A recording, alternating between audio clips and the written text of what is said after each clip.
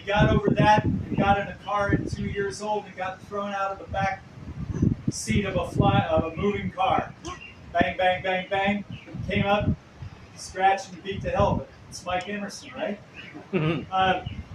Our new family moved from California to St. Joe, Missouri in 1955, right after I was born, and he was in the second grade after living in California, being born in Georgia, living in Hawaii. He bounced all over because our father was in the Navy right at the Korea time.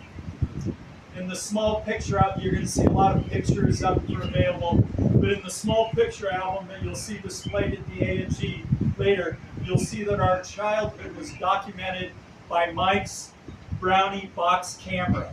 You guys will recognize the fringe black and white photos, the cars, just the world in 1955 to 1965. Mike graduated from high school in St. Joe in 1965, and as you all know, that's a class that carried a big load for our society over the last half century, that group of folks. What a man. Smart, strong, brave, heartfelt, full of wisdom, but wounded by life. He was the ultimate big brother. Again, it's not about me, it's about family and life. As a big brother, he was my protector as a child. He was inspirational when I was a teenager and a young adult. Before I even knew about them, he'd send me letters with the salutations, including Grateful Dead lyrics. It's taken me many years to appreciate those messages. I'm a huge Deadhead myself. As an adult, he was a wise friend. We developed an even closer relationship between my and in his 20s, 30s, 40s, 50s, went to a lot of Dead shows together. He was the best man at my wedding.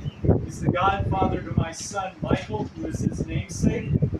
I was always excited for his California road trips and to hear the Harley rolling up the street wherever I was in California.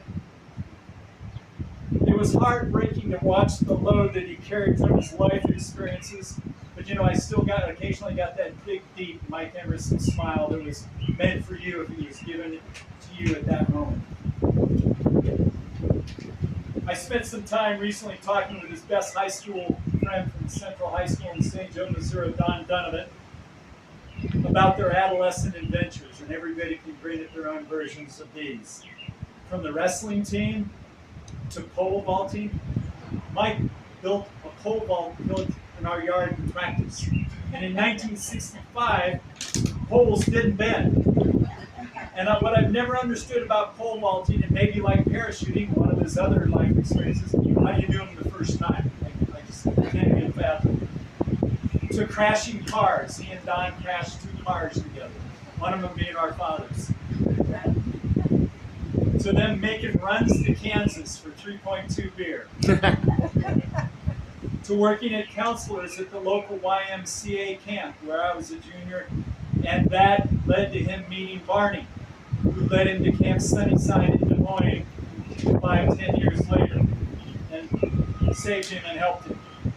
And at this YMCA camp, Camp Marvin Hilliard outside of St. Joe, is where he initially developed his love and respect for Native American culture, including leading Native American dances at the camp.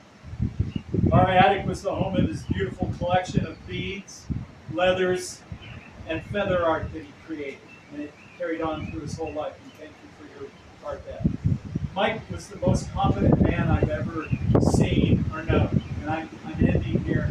This is a great one. And it makes the family smile, and I think the rest of you will dig it, and there's a picture at the A&G.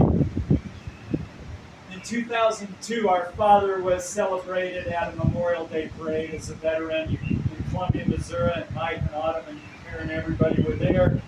And at this event, as you imagine Memorial Day events, there was an Army recruiting station. And among the things they had at it was one of those 40-foot tall climbing towers.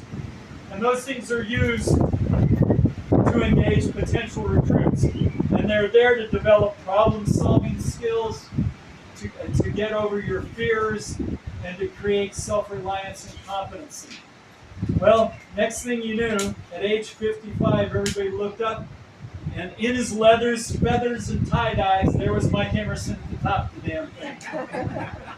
So, thank you, Big Brother, for the love, guidance, and inspiration. And as his favorite songwriter Robert Hunter said, and this is for him right now, wield to the storm and fly. Thank you for the love.